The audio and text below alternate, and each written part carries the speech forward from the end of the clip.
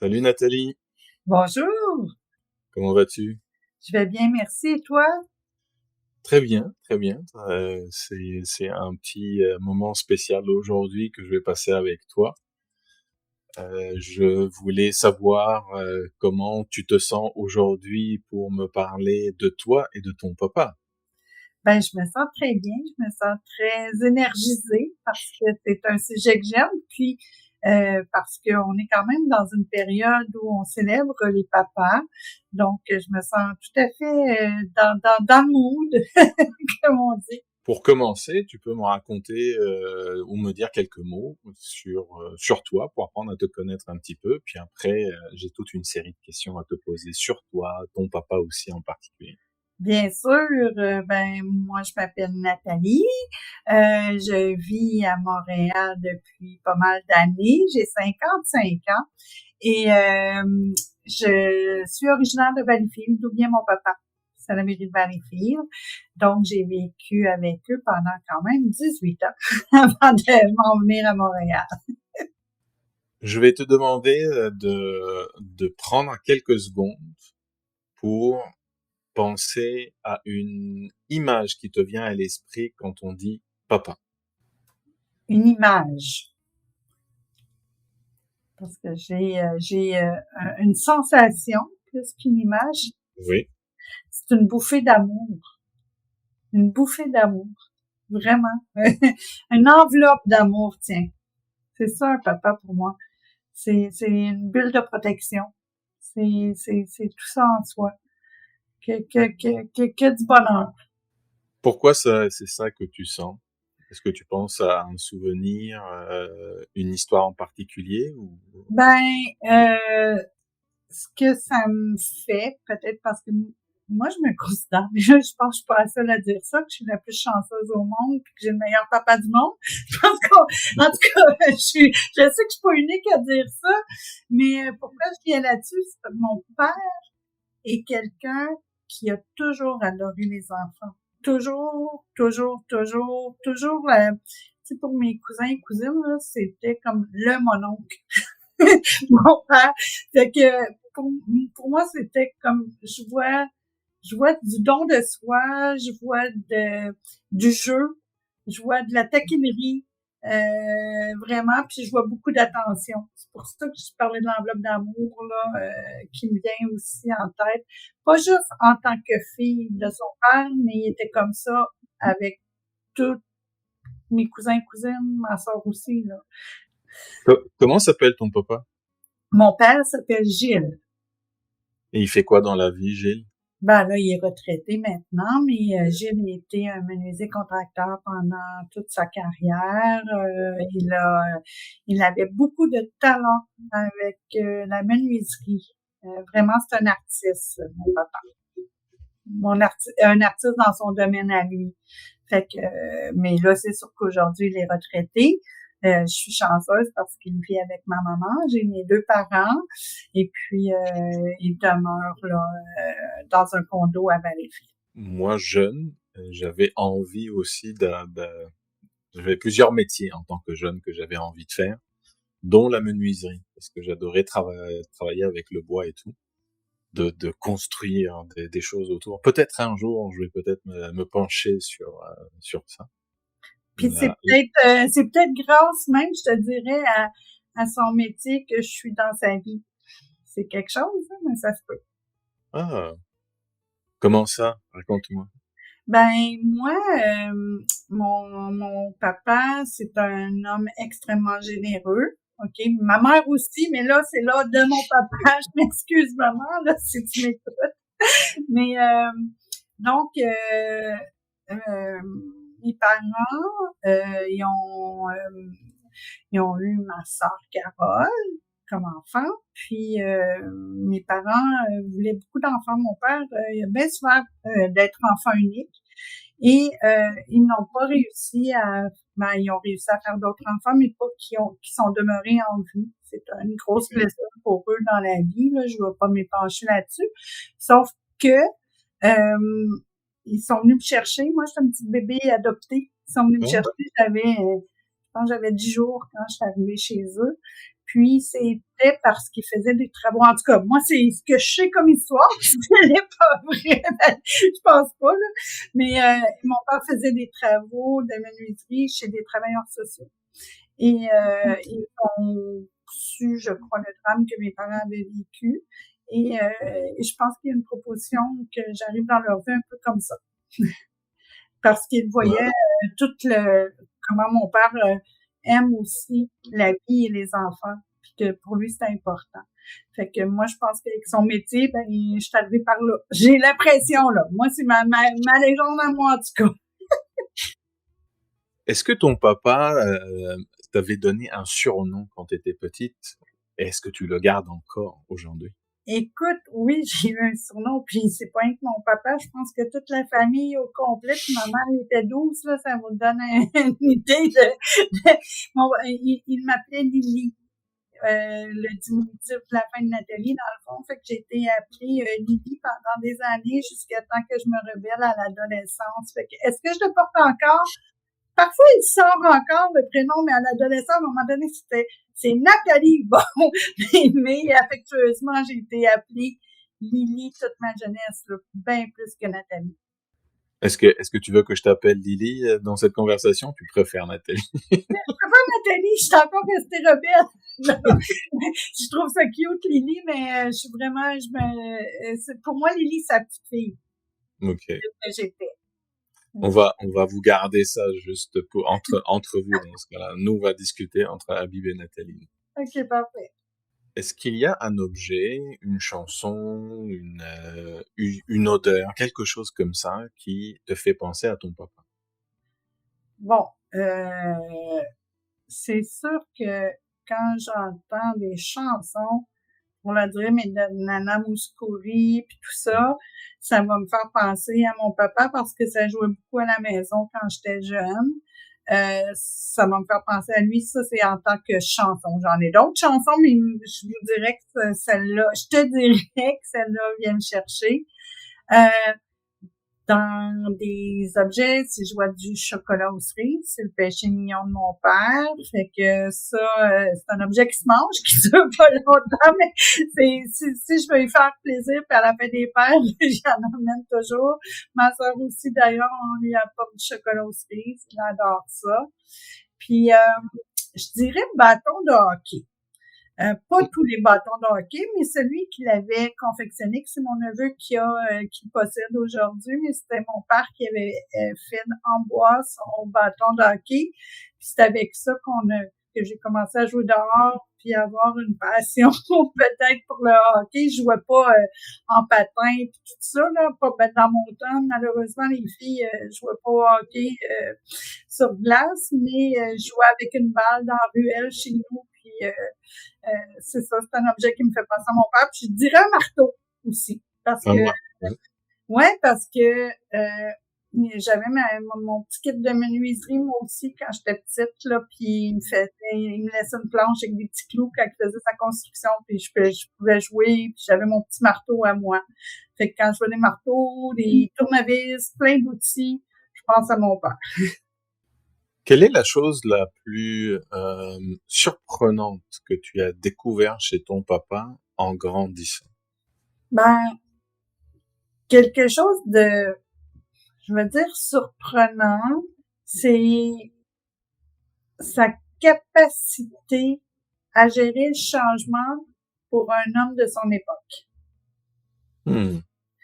Je m'explique, moi j'ai une maman qui était beaucoup dans le changement elle-même, qui était très active dans les mouvements féministes, qui nous a formés aussi, ma sœur et moi, dans ce qu'on est aujourd'hui, dans je considère que je travaille, peut-être qu'il y a des gens qui ne percevront pas comme ça, mais dans un milieu non traditionnel, étant directrice d'une équipe TI. Aujourd'hui, on envoie des femmes, mais je peux vous dire que quand j'ai commencé, j'étais pas mal ça, dans mon équipe. Donc, ma maman, elle a amené beaucoup de changements. Parce que mes parents sont toujours ensemble. Ils ont plus de 60 ans de route ensemble. C'est tout un modèle. Et justement, c'est là que quelque chose qui m'a surprise puis que que j'adore finalement de lui, c'est que dans tout ça, combien de couples quand le couple était traditionnel et la mère au foyer, la mère retourne à l'école, la mère va sur le marché du travail et de tout voir le modèle du moi, mon papa, quand j'étais petite, il arrivait de travailler, on soupait. Puis de s'adapter à ce changement-là qui était pas facile, mais de se transformer dans les tâches aussi du quotidien de la maison. Ce qui était pas là au début. C'est cette grande capacité de changement-là qui est venue me frapper. Parce qu'il y en a qui n'auraient pas accepté ça. On le voit souvent personnifié dans beaucoup de séries et de films au Québec. Puis de voir que mon père, tout en étant pas un homme mou, là, pas du tout, qui a adhéré, non sans facilité. J'ai entendu des fois des discussions, mais justement de voir cette capacité-là de discuter, de communiquer. Ça, c'est quelque chose qui m'a que je peux raconter là avec la question que tu m'as posée. Est-ce que ton papa, c'est quelqu'un qui montre ses émotions facilement? Ah, tellement. Ah oui, c'est un homme qui est des fois même beaucoup émotif. Oui, il va montrer ses émotions. Il est content, on le sait. Il est pas content, on le sait. C'est quelqu'un de coloré. C'est quelqu'un de vif, mais qui a jamais eu peur. Il est avec ses émotions. Il est même très émotif quand arrive je sais pas moi, des événements, le temps des fêtes, puis là, ben, mettons qu'il va s'ennuyer de sa maman, passer à sa maman, mais c'est sûr que mes grands-parents, là, sont décédés. Mon père a perdu son papa jeune aussi. Donc, oui, je te dirais que oui, c'est pas quelqu'un qui a de la difficulté à cacher ses émotions. Je dirais une petite anecdote qui est très cute. À l'époque, je le trouvais pas cute parce que quand t'es jeune, t'es là-dedans, tu le vois pas. Mais mon père, il était très fort sur l'équité. Ça, c'est très important pour lui.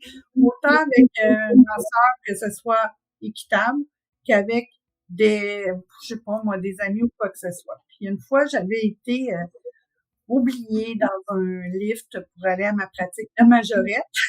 Parce que j'aimais beaucoup jouer de la musique dans un corps de majorette.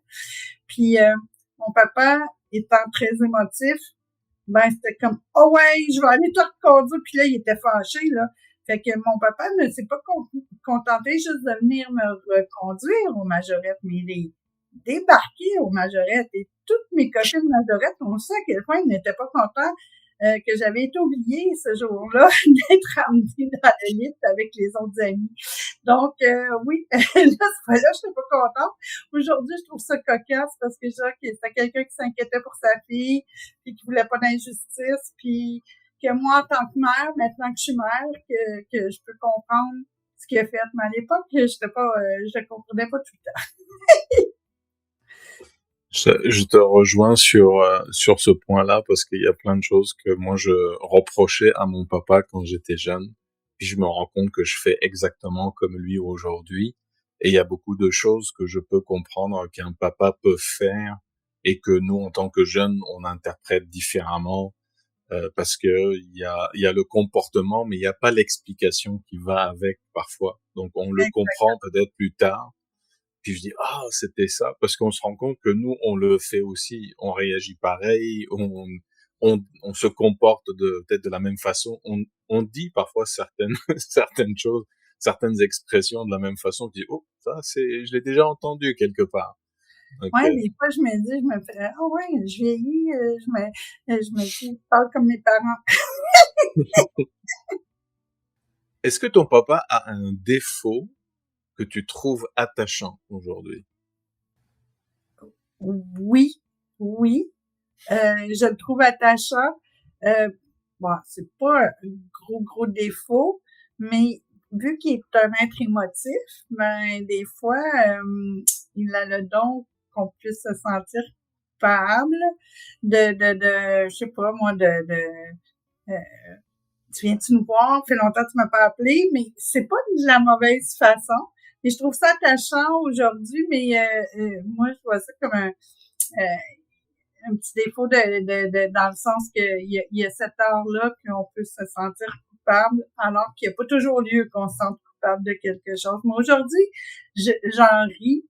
J'ai même un jeu avec lui parce que bon, ils se sont modernisés aussi mes parents, fait que aujourd'hui, depuis la pandémie, on se fait plus des téléphones, on se fait des FaceTime ou des Google Meet ou des choses comme ça.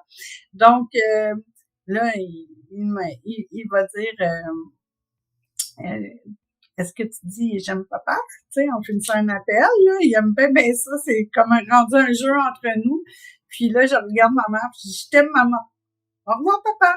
Puis là, je sais que ça le fâche, mais c'est comme pour lui rendre un peu la monnaie de sa pièce sur comment il pouvait avoir l'art des fois de nous faire sentir un petit peu coupable.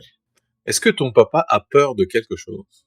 Je pense qu'il a peur de mourir, même si il en parle pas tout le temps ouvertement, il en parle plus qu'il en parlait, mais je pense que même quand il était jeune, il y avait cette peur-là, cette peur de manquer de quelque chose pour nous aussi, probablement au niveau qu'on manque de rien.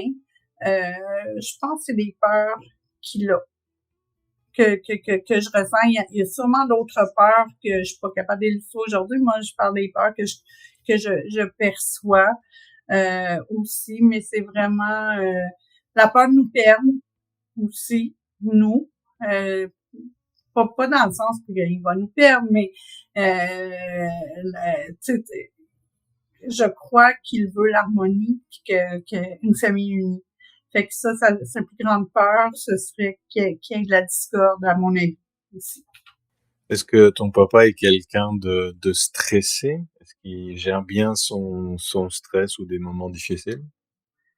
Je pense que c'est un grand sensible qui apprend à mieux gérer son stress, mais c'est quelqu'un qui pourrait être stressé, même si ça ne paraît pas toujours. C'est ma définition. Peut-être qu'elle m'a pas ce que je suis en train de dire de lui ici, mais c'est pas quelqu'un, là, c'est pas quelqu'un qui est, tu sais, un nerveux, anxieux ou quoi que ce soit, mais il y a quand même en lui cela ancré, là, aussi. En tant que papa, je sais qu'on a des moments qu'on vit et puis qu'on n'a pas envie que nos familles, nos enfants le vivent aussi. Donc il y a pas mal de choses qu'on garde aussi en nous. Parfois, je me demande si ça reflète réellement la vie. Parce que j'ai des discussions que je peux avoir, par exemple, avec ma fille en disant, ben, il y a des choses que je dois t'expliquer parce que ça, c'est la vie réelle. C'est comme ça que ça se passe pour que tu sois pas surprise un jour pour dire, ah, il y avait tout ça et personne ne me l'a dit. Donc, voici certains sujets. Donc, j'attends des occasions comme ça pour partager avec elle. Est-ce que tu as déjà eu des échanges comme ça avec ton papa sur la vie? Ben, oui, souvent, il y en a eu des formels quand j'étais plus jeune que c'était on s'assoit là, c'est un sujet sérieux, puis une affaire à vraiment jaser. Aujourd'hui, on va parler de la vie, mais on va en parler de façon plus adulte, lui et moi. Justement, des fois, c'est pas toujours facile la vie. Il y a des côtés plus plus cool, mais tu sais, il y a eu quand même c'est des deuils des fois d'avoir une maison toute sa vie, puis là de dire on déménage une maison, puis on s'en va dans un condo. Il y a des sphères, des étapes, fait que c'est des sujets qu'on a eu à parler. Mais quand j'étais plus jeune, il y a eu beaucoup de sujets sur comment me présenter, comment faire face à ces choses-là dans la vie, comment me protéger de telles choses. Mais c'était des sujets à la table, c'était des sujets sérieux. Puis parfois, parce que ta question c'était est-ce que des fois on veut montrer des choses de la vie, mais des fois, en voulant montrer des choses de la vie, on va aussi là je le vois aujourd'hui avec mes yeux de femme, mais montrer peut-être ses peurs, OK, aussi. Puis une que je me souviens d'un échange, c'est que je voulais aller faire un programme d'échange en Angleterre. J'ai 18 ans. Puis j'ai eu 19 ans en Angleterre. Puis je me souviens que c'était une discussion sérieuse parce que je vais aller à l'étranger. Ma grande sœur venait de passer 2 ans à l'étranger en Amérique du Sud. Puis bon, ben, je sais pas, c'est elle qui m'a montré le modèle, mais j'ai comme eu le goût d'aller vivre ça aussi. Et je me souviens que il m'a transmis ses peurs, mais ses peurs sont devenues un motivateur pour moi. Parce que lui, ses peurs, c'est, ben là, attends, tu te ramasseras pas les sous en si peu de temps pour pouvoir y aller, puis tout ça, mais dans le fond, c'est parce qu'il voulait pas trop que je parte, je pense. C'est une façon de me le dire comme ça. Et moi, ça m'a motivée à ramasser mes sous. Puis ça a développé chez moi des genres de défis comme ça avec mon père que OK, je suis capable, je prends le défi, puis je vais montrer que je le réalise. Puis c'est resté en moi tout le temps depuis cette époque-là. Mais de dire, ben, je suis capable, je vais te démontrer que je suis capable, puis que je suis responsable. Parce que mon père, dans une discussion sérieuse qu'on avait, c'était toujours l'engagement. Tu respectes ton engagement, tu es responsable et tu te présentes bien. Sois fier de. Tu sais, c'était vraiment ça qui revenait beaucoup dans la vie, puis soit t'es responsable des décisions que tu prends, donc pense-y, prends les bonnes décisions. C'était vraiment ça, là. J'étais bien accompagnée, je peux pas dire le contraire. Ton histoire avec ton papa me rappelle un moment aussi avec mon papa, quand j'avais décidé de quitter le Liban avec un sac à dos, puis il était là, je vais mettre ton nom à l'aéroport. Je dis, papa, j'ai plus que 18 ans, tu peux pas le faire. Puis, je ne vais pas payer tes études et tout parce que je partais pour la France. Je quittais le Liban pour la France. Puis, j'ai dit, j'ai déjà parlé avec une banque, en fait, là-bas, qui va me prêter de l'argent. Moi, j'ai parlé avec personne, rien du tout. Dans ma tête, c'est juste de prendre l'avion et partir.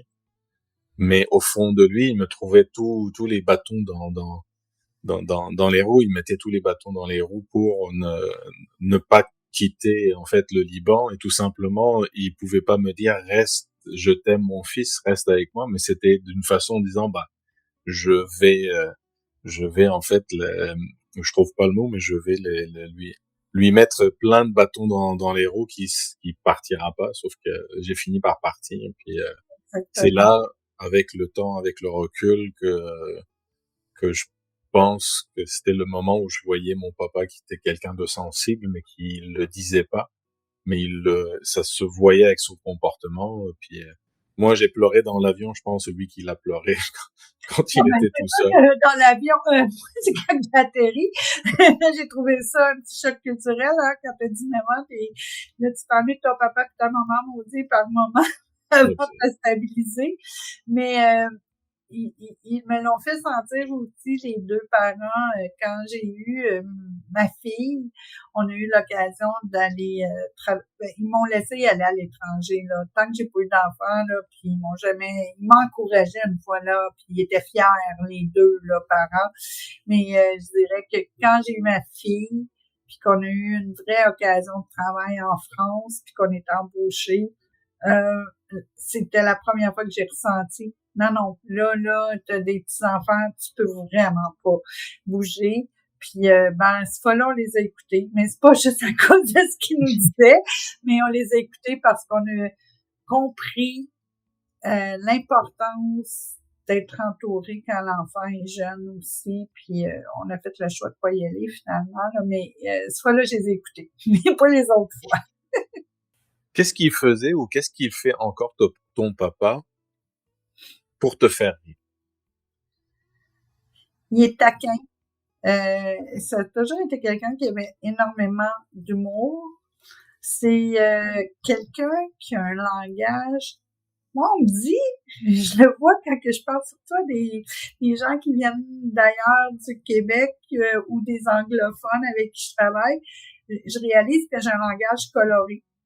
Parce que je peux dire c'est timide, c'est ça. Mais mon père, il a un langage très coloré.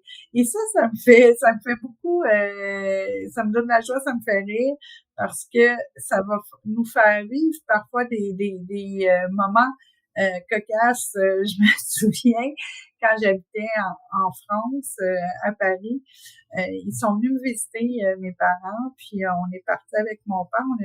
Il y avait vraiment le goût qu'on fasse le tour de la Normandie. Puis on s'est égaré à un moment donné, puis c'était pas la période téléphone GPS, là. On est égaré, on arrête, puis on va aller dans un commerce demander son chemin. Fait que mon père, il débarque, puis là, là, ça me fait rire parce que mon père, je sais qu'il est coloré dans le langage, puis l'accent est encore, il a son accent d'ici. Là, regarder les gens dans la voiture, je dis à maman, je vais y aller. Je suis mon père. Et on rentre dans le commerce et mon père dit, hey, allô, comment on fait pour pogner la grande route ici? On est égarés. Non, il a même pas dit on est égarés. Ils en est perdu. Comment qu'on fait pour prendre la grande route ici? Là, la fille, là, elle n'en revenait pas. Elle trouvait ça drôle, tu sais. Il y a plein d'expressions. Il est coloré comme ça. Il va dire, je sais pas, moi, la vue était bonne dans l'avion. Tu sais, il y a beaucoup même d'expressions. Je sais pas, moi. Puis là, moi, je pensais que c'était un vrai mot. Ça, c'est quelque chose. J'ai passé toute ma vie, c'était un vrai mot. Toute ma vie, jusqu'à mes 20 quelques années. Là. Quand un nuage noir arrivait dans le ciel, puis que, bon, il va peut-être pleuvoir ou quoi que ce soit, mon père, il disait, oh, le temps se morpionne. Puis moi, je pensais que c'était un vrai mot, le temps se morpionne. Il fait pas beau, le temps se morpionne. On l'a gardé. Fait que ça, c'est des choses qui me font rire. Mon père, il est taquin. Il a un beau vocabulaire coloré. Il aime jouer. Il aime jouer des tours. Il aime qu'on se taquine, puis que, je sais pas, moi, même si on prend pour le même club de hockey, il va aimer qu'on mette, ben là, dans le temps, c'était 25 sous, là, ça augmentait avec les enfants, mais, tu sais, d'aimer jouer, là, puis ben, des fois, il prenait un contre-cœur pour Boston, parce qu'il savait qu'on pouvait prendre le Canadien, puis, mais jouer, il est très drôle, il va sortir des choses, on est en voyage, il va raconter toutes sortes d'affaires, il y a des chansons, je parlais de couleurs, là, je veux pas le mettre à chanter ici aujourd'hui, mais il y a un bon répertoire de bonnes chansons avec des choses comme ça, je ne sais même pas, c'est même pas grivois, là. C'est juste qu'il y a tout qui nous fait rire en nous racontant toutes ces choses-là. De sa vie, c'est ça. Ben là, il viendrait plein de choses, mais on dirait que c'est trop en ébullition dans ma tête, là. Je vais te revenir. Comment ton papa te soutient dans des moments difficiles? Dans les moments difficiles, je dirais qu'il soutient dans les moments faciles et difficiles. Mais comment il soutient? Ben, il va soutenir en nous appelant, en prenant nos nouvelles, en s'assurant qu'on est correct, en s'assurant des fois même de faire des petites blagues pour détendre l'atmosphère. Quand c'est pas lui là, qui est dans une situation nerveuse, là, c'est pas le temps de poser des blagues à lui. Mais quand nous, on est dans quelque chose pour nous soutenir, il va vraiment utiliser tous ses atouts pour nous. Je me suis toujours sentie soutenue, même quand, je sais pas, ça va pas au travail, que à l'école, il y a eu, tu sais, des fois, c'était pas toujours facile non plus, dans la cour d'école ou quoi que ce soit. Puis, des fois, c'est pas avec des mots, c'est de sentir sa présence et son amour. C'est vraiment ça. J'ai toujours senti une zone de sécurité quand j'étais avec mon père. Tu sais, c'était vraiment, on parle de zone de safety, de sécurité, là. Ben, mon père, c'était ça. Fait que son soutien, lui, c'était pas nécessairement de me prendre un bras. Tu sais, des fois, une mère et une fille, on placote ou quoi que ce soit. Le père, c'est pas nécessairement que je racontais dans tous les détails mes affaires, mais il savait que c'est un bout de traîne, puis c'est d'être là, puis de sentir qu'il est là. C'est vraiment ça avec lui. Puis des fois, ben, plus petite, c'était d'aller manger un hot dog chez Madame Kennel, pour ceux qui connaissent Madame. Ça, c'était des trucs réconfortants. Si ça avait pas bien été, là, on partait en auto, puis on allait se manger un petit hot dog, ça faisait du bien, avec une patate au vinaigre, parce que c'était pas la poutine encore dans ce temps-là qui était super populaire à Valleyfield. Fait que c'était mon père, c'est ça, c'était avec des gestes comme ça. C'était pas nécessairement je te soutiens puis qu'on fait de la psychologie, là. Bon, plus en vieillissant, mais plus jeune, c'était plus dans ces gestes-là, dans cette sensation-là de dire ah, j'arrive là, mon père est là. Même si des fois je parlais pas d'un moment difficile, juste j'arrivais dans ma zone de j'ai jamais pour moi ma maison d'enfance avec eux, avec mes parents, ça a toujours été un endroit où pour moi c'est des moments heureux, des moments je rentrais là puis même s'il se passait plein de choses en dehors, c'était pas grave. Faut dire que les réseaux sociaux rentraient pas, ils existaient pas. Fait que c'était vraiment, si c'était dur à l'école, ben, rentre chez moi le soir, j'étais bien avec mon pitou, mon père et ma mère. C'était là.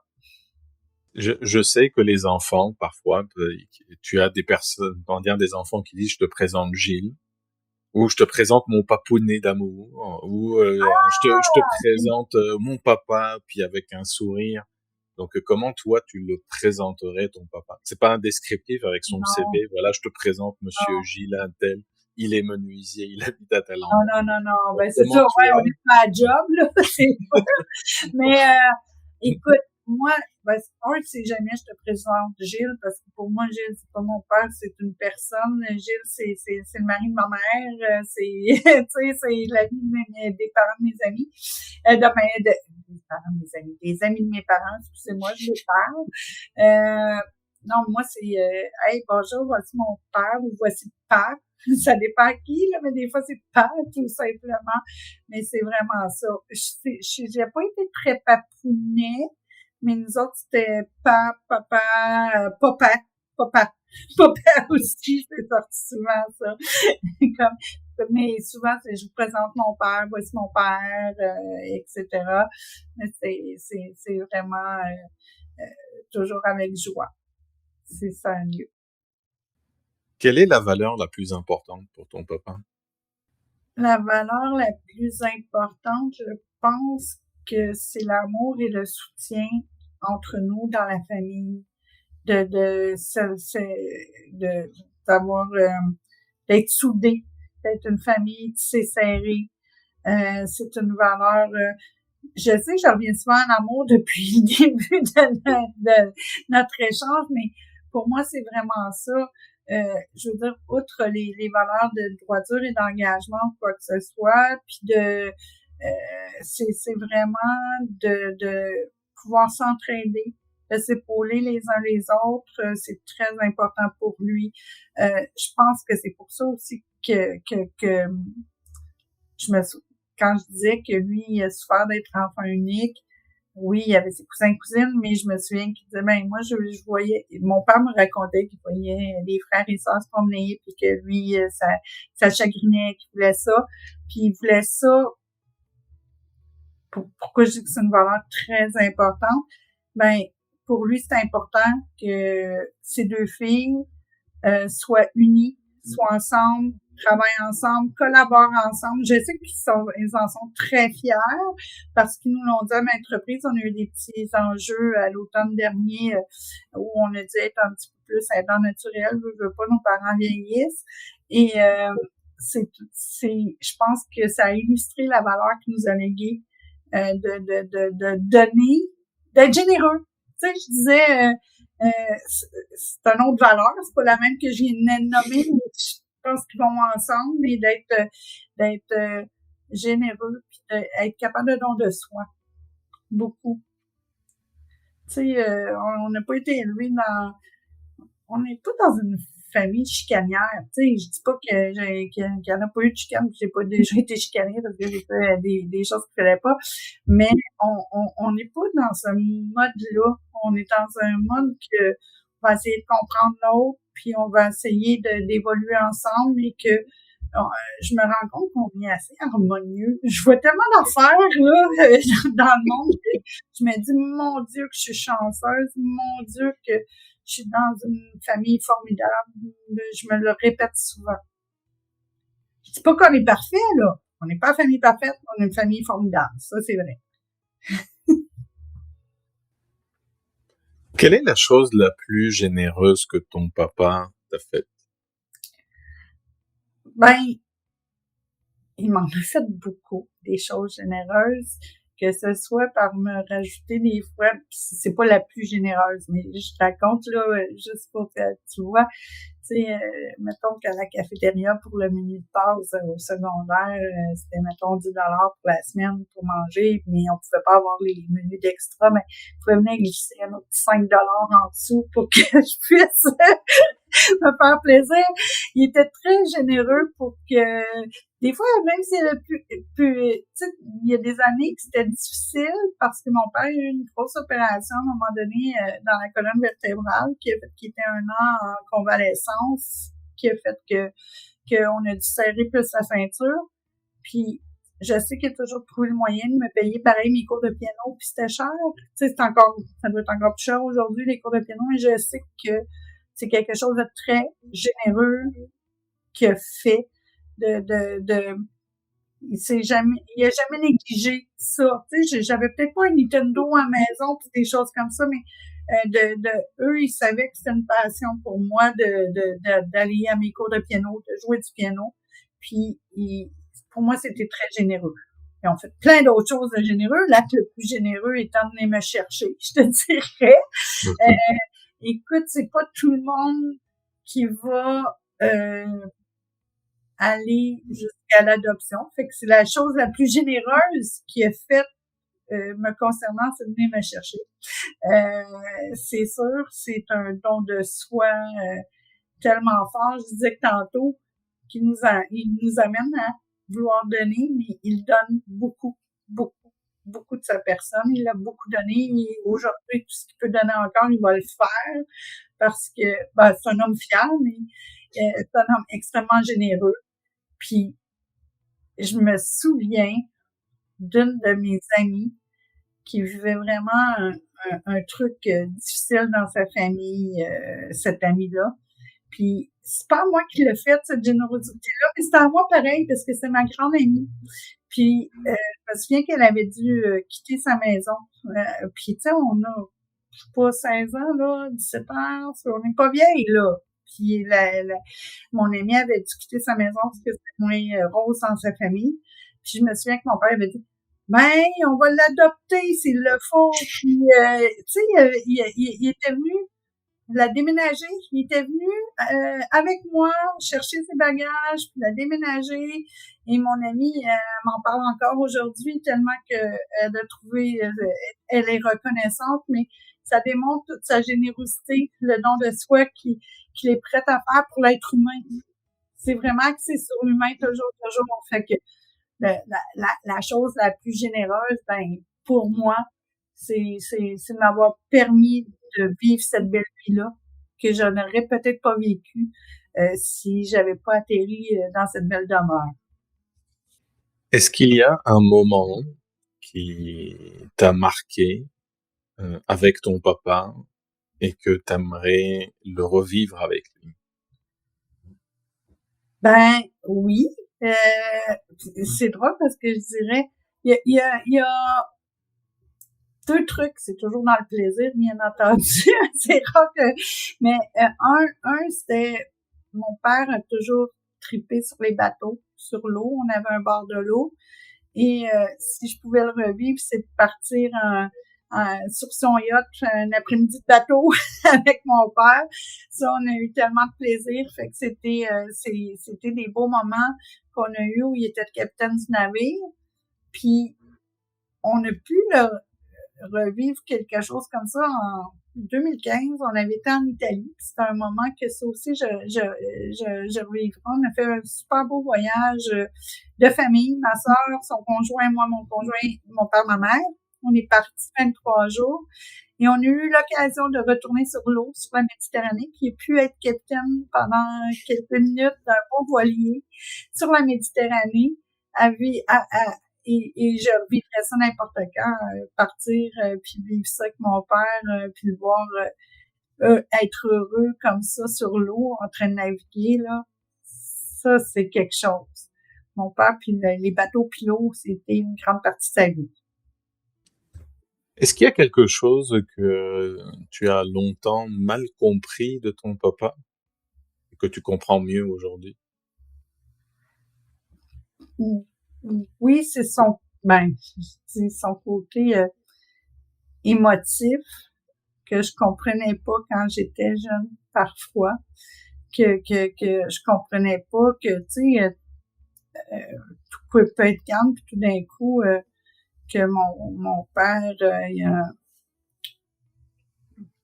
l'émotion monte, et puis on vit un événement, tout ça, puis je comprenais pas ce qui se passait chez lui, qui aujourd'hui je peux comprendre aussi ces hommes-là d'une génération où on ne montrait pas. Lui les montre, mais on ne montrait pas ses émotions, nanana. Fait que je comprends mieux aujourd'hui, des fois, pourquoi ces situations-là arrivaient. Est-ce qu'ils sont justifiés? Je suis pas encore convaincue, j'étais trop jeune pour les évaluer, mais je comprends mieux pourquoi parfois il vivait ça, mais il était intense. Quand il vivait une tristesse, c'était intense. Mais ça définit toute sa sensibilité qu'il a, mais que je comprenais pas jeune l'intensité dans laquelle ça pouvait aller parfois. Est-ce que tu as des traditions que tu aimes garder dans ta propre famille et qui vient des moments avec ton papa ou, on va dire, avec tes parents? Ben, je dirais les traditions c'est sûr que modifie parfois, mais la tradition du hockey, puis des séries du hockey ou quoi que ce soit, ça, c'est des choses que ça a toujours été important. Mon père, c'est une grande fan de hockey sur glace, dont les Canadiens. Fait que quand on était petit, je le disais un peu tout à l'heure qu'on gageait, tu sais, des 25 sous, mais on a toujours eu le culte dans les séries, puis dans s'en parler, qui tu penses qu'il va gagner, puis quand j'habitais avec eux, puis que j'étais petite, j'avais pas de me coucher plus tard, puis il ouvrait le divan-lit dans le salon, mon grand-père puis mon oncle qui venait toujours voir le hockey à la maison, on regardait les séries, puis ça, c'est quelque chose, une tradition qui est restée, qui est même léguée aux petits-enfants, tu sais, c'est avec les petits-enfants qui va maintenant gager, faire des gageurs.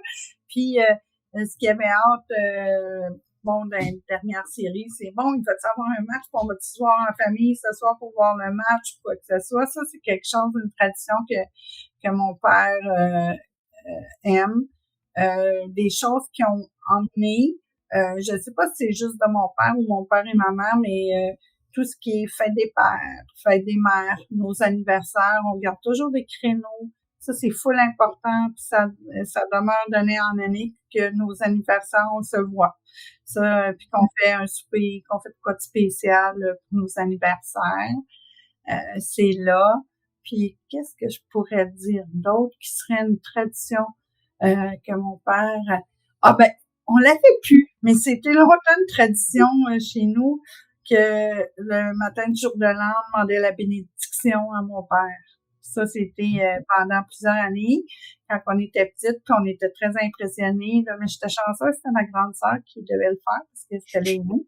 Mais c'est une tradition, c'était l'aînée qui la demandait, c'était pas moi, je suis le bébé.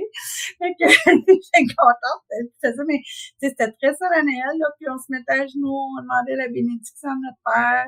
Fait que ça, c'était quelque chose qui était là, mais la tradition est restée, mais de façon différente, là. C'est sûr qu'on ne demande plus, puis en se mettant à genoux, mais c'est des genres de traditions. très, très relié à la famille, les traditions avec mon père. Est-ce que il y a un moment où t'as réalisé que ton papa était juste un humain? Oui, adulte, adulte, tu sais, parce que jeune, c'est papa, c'est héros, là, puis tout Mm. ça. Puis adulte, c'est là que j'ai vu, OK, mon papa, c'est un humain, mon papa se fâche, puis des fois, ben, il se fâche peut-être pas pour les bonnes choses, tu sais, puis peut-être que c'est ma mère aussi qui a raison, puis c'est pas juste le père ou quoi que ce soit. J'ai réalisé par sa fragilité aussi, pas juste par par dire hein, il a pas toujours raison, mais c'était aussi par sa fragilité.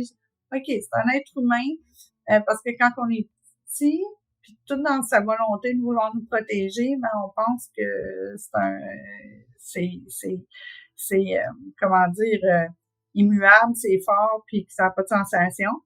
Puis, puis un petit peu à la mi-vingtaine, là, j'ai vu qu'il était un humain quand je l'ai vu très amoureux de ma mère, mais amoureux, tu sais, nos parents, ils se touchent pas, non, on veut pas de m'entendre parler, tu sais.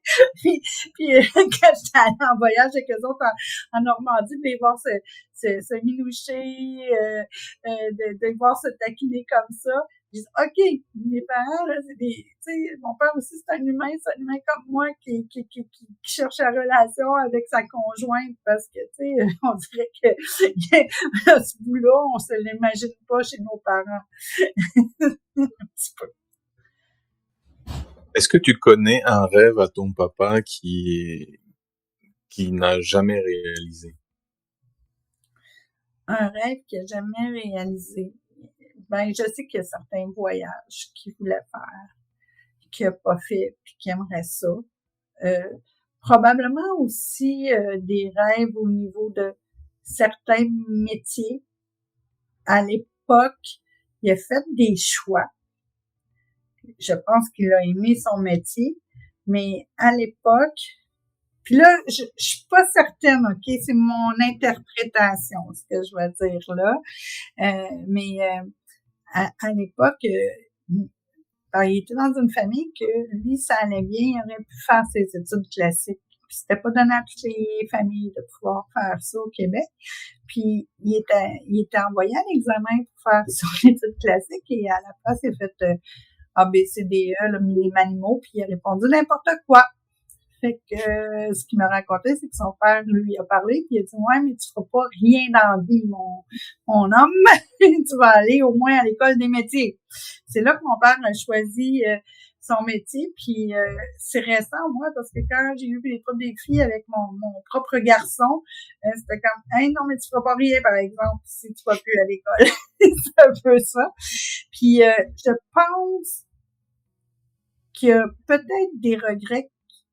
Il l'a peut-être pas verbalisé comme ça, mais il a mis tellement d'accent sur l'importance de notre éducation que c'est important d'aller à l'école, puis qui nous a tellement appuyés, ma sœur et moi, sur nos études supérieures et tout, même que quand j'ai été acceptée pour aller étudier à Paris, il est venu, c'est lui qui a eu l'idée, on est allé voir le député de notre ville, j'ai eu une bourse d'études pour pouvoir y aller. Fait que je soupçonne, il me l'a pas dit verbalement, mais je soupçonne que c'est peut-être quelque chose qu'il aurait aimé aussi. Même s'il l'a pas, il a pas dit, ah, ça, c'est son plus grand rêve. Son plus grand rêve, je pense, ça aurait été d'être un petit peu plus fortuné, d'avoir un gros bateau, puis de faire le tour du monde. Je pense que en bateau, je pense que ça aurait été ça. Est-ce que tu as appris quelque chose de ton papa sans qu'il le verbalise directement? Bien sûr, bien sûr. Je pense que on les, il y a beaucoup de mimétisme, hein? On voit les choses se passer, puis tu sais, comme pour moi, tu sais, justement l'importance de l'école, euh, pourtant il n'y a pas été, mais je le sentais, je le voyais, et pour moi, je me suis jamais posé de question. C'était sûr que j'allais à l'école. J'ai appris ça de chez moi, c'était comme, j'y vais. Tu sais, c'est un fait. C'est comme ça. Mais les plus grandes choses que j'ai apprises, c'est justement de ne jamais baisser les bras dans les difficultés parce qu'elles se traversent toutes. Puis on en revient tous de chaque difficulté qu'on peut vivre, puis de pas lâcher. Je pense que c'était ça, là, d'avoir cette comment dire cette patience-là de pas lâcher prise. Fait que ça, il y a ça que je voyais. Parce que il a quand même eu son entreprise, etc. Fait que je l'ai vu rusher dans tout ça, puis composer, je l'ai vu être sur le dos un an, puis suite à son opération. Donc, ça, c'est quelque chose que j'ai appris très fort de lui, de ne pas abandonner, de pas lâcher sur quelque chose. Ça, c'est vraiment sans qu'il m'en parle ou quoi que ce soit, c'est de l'observation, puis ça s'est inculqué en moi, là, tout bonnement. À travers cet épisode-là, quand j'espère que vous allez l'écouter ensemble ou le laisser écouter puis discuter après ensemble, tu auras peut-être l'occasion de tout ce que tu me partages comme ma perception, ce que je pense, d'aller peut-être les confirmer avec lui. Est-ce que c'était bien ça, papa? Bien sûr, parce que, tu sais, on se parle, mais des fois, c'est sûr qu'on va avec notre... des fois, on va en profondeur, mais des fois, c'est juste la vie, hein. Fait que on prend pas le temps, puis on prend pas le temps de voir que ça passe, puis que c'est important. Puis oui, je pense que ça serait intéressant à faire des... Tu m'as partagé beaucoup de choses d'apprentissage que tu as eu de ton papa, des choses dites, des choses que tu as pu percevoir, des choses que tu as copiées ou par mimétisme. Quel est, d'après toi, le meilleur conseil que tu as reçu de ton papa et que tu appliques aujourd'hui? Oh, ben, c'est l'un des meilleurs conseils que j'ai de mon père, que j'applique aujourd'hui, je pense, c'est d'être honnête, d'être transparente, vraiment je pense que c'est quelque chose que j'applique beaucoup aujourd'hui, de pas être fauné, d'être vrai. Je pense que c'est ça, être vrai, être authentique. Puis je n'ai parlé plus tôt, mais tout ce legs de générosité-là que j'ai le goût de remettre à mon prochain aussi. C'est pour ça que je travaille dans un YMCA, qui sait. Mais ouais, il y a ça. Là, c'est drôle parce que c'est pas en tout selon ta question, mais ça me revient parce que tu me posais une question sur les trous de cocasse. Mon père est tellement que mon père était capable de faire craquer ses oreilles. puis, à l'église, il pouvait faire clic, clic, clic en arrière de l'église, ma mère l'entendait. Mais c'est vraiment quelque chose, parce que personne, il me semble, fait craquer ses oreilles, mais ça, c'est une particularité que mon père avait. Je sais que ça n'a pas rapport avec ta question, mais ça vient de me popper. Tu sais, dans des trucs drôles, là, mon Dieu, c'est ça, sa couleur, il est drôle. Je sais, il y a plein de choses qui vont te revenir même après l'épisode. Là, tu as ta chance maintenant. Est-ce qu'il y a autre chose, un autre souvenir qui te vient comme ça, spontanément, que tu as envie de nous partager? Oui, ben, j'ai un amour de sport, qui est le hockey, puis qui est le baseball. Puis c'est grâce à lui. Mon père m'a montré à pouvoir me lancer avec une mythe. Il m'a appris à attraper des balles. Ça, là, il m'a vraiment tellement coaché pour que j'y arrive parce que je rêvais de jouer dans l'équipe de balle molle, l'équipe de filles. Là, ça commençait. Je sais, ça traduit mon âge, mais du hockey, il n'y en avait pas pour filles dans mon temps. Ça n'existait pas. Il y avait la ringuette, mais pas le hockey. Mais il y avait la balle molle. Puis mon père, autant qu'il nous a fait une patinoire dans le cours l'hiver pour qu'on puisse faire du patin dessus, autant qu'il m'a montré à attraper la balle avec la mythe, puis de pouvoir me permettre de jouer à la balle molle. Fait que ça, oui, c'est des beaux souvenirs que j'ai avec lui d'enfant. Puis de toutes sortes d'affaires. Un souvenir qui me pop quand il a été opéré, il avait un corset de plâtre. Puis quand mon père était en forme, on jouait à se chamailler, on aimait ça, puis tu sais, des fois, c'était tout le temps, faut pogner un bec dans le cou parce qu'on ça nous chatouillait, puis là, on se fermait. Fait que là, on s'assoyait sur son corset de plâtre, puis il pouvait pas bouger. C'était pathétique que dans le fond, comme situation, mais on l'a rendu drôle parce que je m'assoyais dessus, j'étais pas bien. Puis là, je disais, voici mon cou, essaye de me donner un bec dans le cou maintenant, mais il pouvait pas, le pauvre. Mais c'est des souvenirs tellement le fun, cocasse. J'en ai plein aussi au camping. On a fait beaucoup de camping. Et mon père étant un contracteur dans le domaine de la construction, on allait au camping. Partout dans le Québec avec la tente roulotte, puis des feux de camp, des marshmallows sur le feu. C'est plein de très, très beaux souvenirs avec lui que j'ai. Nathalie, ton papa va certainement écouter cet épisode-là, donc arrivé à ce moment-là où je vais te demander si tu as quelque chose à lui dire. OK. Oui. Je vais te dire, je t'aime, papa, parce que c'est ce que tu me demandes souvent, puis tu me dis pas. Fait que là, j'en profite, et je le dis pas mal plus large que juste à toi au téléphone, là. Je le dis devant bien du monde. Donc, je t'aime, papa, et je te remercie. Tu as contribué à la femme que je suis aujourd'hui, puis c'est grâce à toi. Fait que merci pour tout. C'est enregistré maintenant, cette part. Donc, s'il veut le réécouter, il peut prendre juste cette partie-là, puis réécouter plusieurs fois. J'ai la preuve, tu l'as dit. Au moins une fois, là, au moins une fois. Mais en tout cas, Nathalie, moi j'aurais plein d'autres questions aussi, mais ça prendra beaucoup plus de temps.